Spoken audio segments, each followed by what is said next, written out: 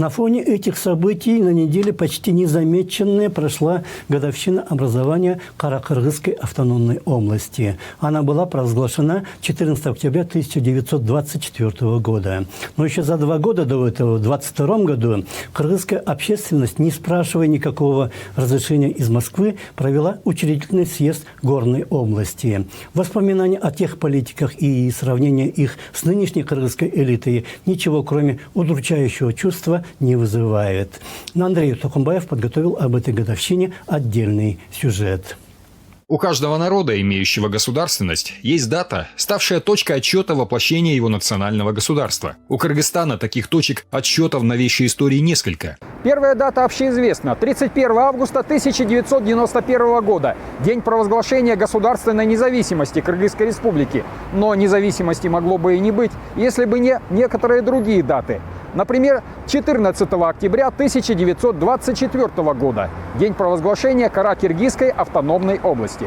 Эта дата стала датой возрождения государства кыргызов со времен кыргызского каганата IX-X веков. О том, как начало возрождаться государство в новейшее время, рассказал в разговоре с корреспондентом Пятого видный общественный и государственный деятель Медеткан Шаримкулов. И наша государственность берет свое начало от 14 октября 1924 года, когда Всесоюзный Центральный исполнительный комитет Союза принял постановление образовать Каракыргызскую автономную область.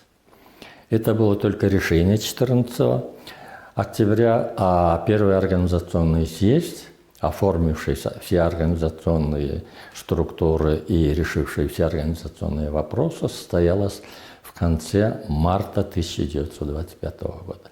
Вопрос о национальном размежевании в Средней Азии начал подниматься в партийных и советских организациях еще с начала 20-х годов. Тогда в регионе существовала единая многонациональная Туркестанская автономная социалистическая Советская Республика. Она занимала территории почти всех нынешних центральноазиатских стран, сказал в разговоре с корреспондентом Пятого экс-губернатор Баткенской области. Понимаете, как я просто исхожу из того, что каким образом получилось, что мы, казахи, кыргызы, вроде единый народ, разделились на 2 части, на самостоятельные республики. Да. То есть это вот вообще-то в новейшее время размежевание да. Пришло, судя по вашим рассуждениям.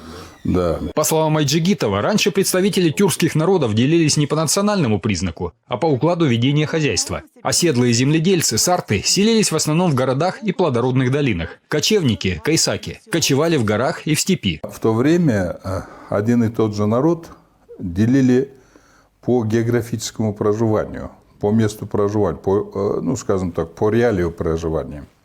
То есть кайсак-кыргызы – это те, которые в степи проживают, а кара-кыргызы якобы это те, которые проживают в горах.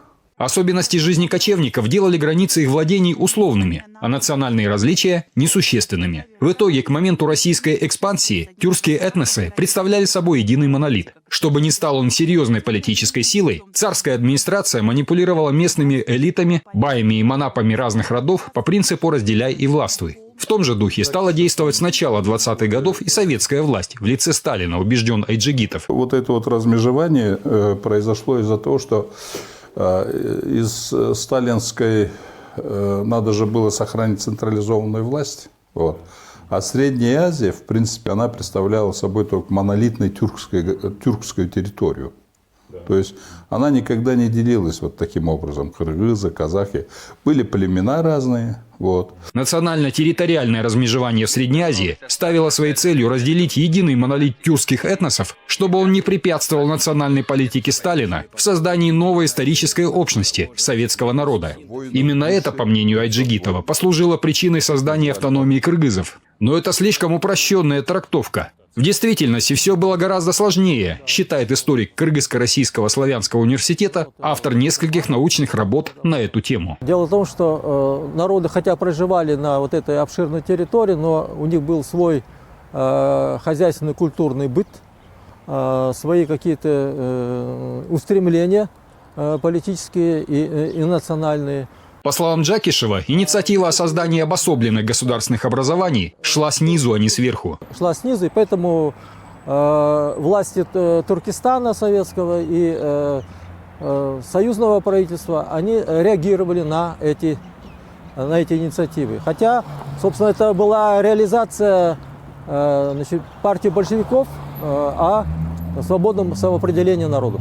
Как рассказывает профессор, посредством национального размежевания Средней Азии советская власть планировала решить задачу именно объединить разрозненные в те годы узбекские, туркменские, кыргызские, каракалпакские, казахские земли в соответствующие советские национальные государственные образования. К тому же Каракиргизская автономная область, пусть даже и в составе РСФСР, была неполным воплощением мечты многих представителей кыргызской интеллигенции. Трое партийно-государственных деятелей – Юсуп Абдрахманов, Эшеналы Арабаев и Абдыкерим Сыдыков – предложили советскому руководству выделить кыргызов в автономное государственное образование. Впоследствии ходатайство было удовлетворено и было решено создать автономию, поначалу в составе Туркестанской автономной республики. Туда вошли народы значит, всей Средней Азии, кыргызы, узбеки, таджики.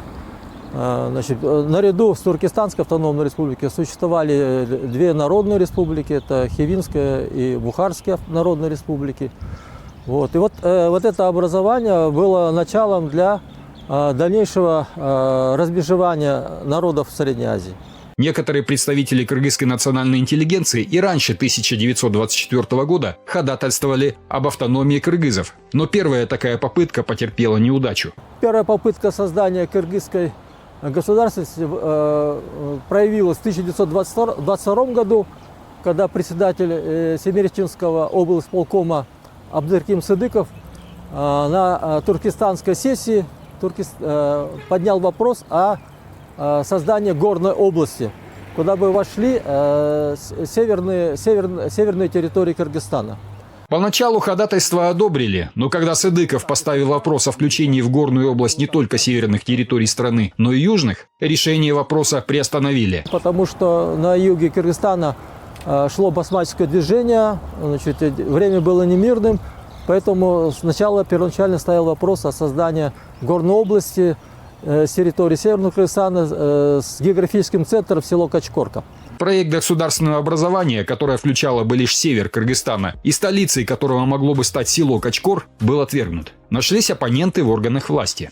Против попытки создания горной области выступили секретарь Турцика, Туркбюро, партбюро Тюрякулов и председатель Семиреченского обкома партии Джандосов.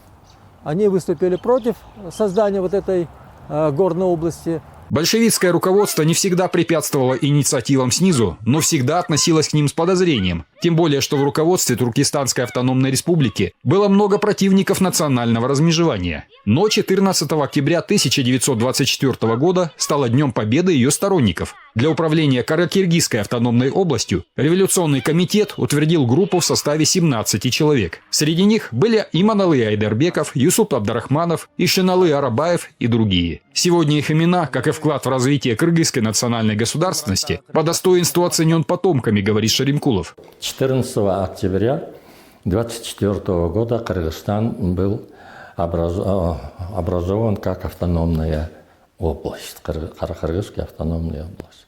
Буквально через несколько дней от этого 7 ноября выходит первая кыргызская газета «Иркинто». По мнению многих историков, в годы Каракиргизской автономной области наиболее значительным был вклад в развитие образования и национальной культуры. С ноября 1924 года до марта 1925 года на просвещение было потрачено почти 32% тогдашнего бюджета области – 761 989 рублей. Средства по нынешним временам небольшие, но и немалые, если учесть, что сейчас в Кыргызстане на образование и культуру тратится лишь около 20% бюджетных средств. 33,4 миллиарда и 157,9 миллиарда сомов. В минувшую среду, 96-я годовщина со дня образования Каракиргизской автономной области, была отмечена в непростой обстановке. В который раз уже мы едва не лишились целостности государства. В такие дни не лишне вспоминать о людях и исторических датах, которым мы обязаны государственной целостностью и суверенитетом. Андрей Такамбаев, Вячеслав Кравченко, Пятый канал. Главные итоги.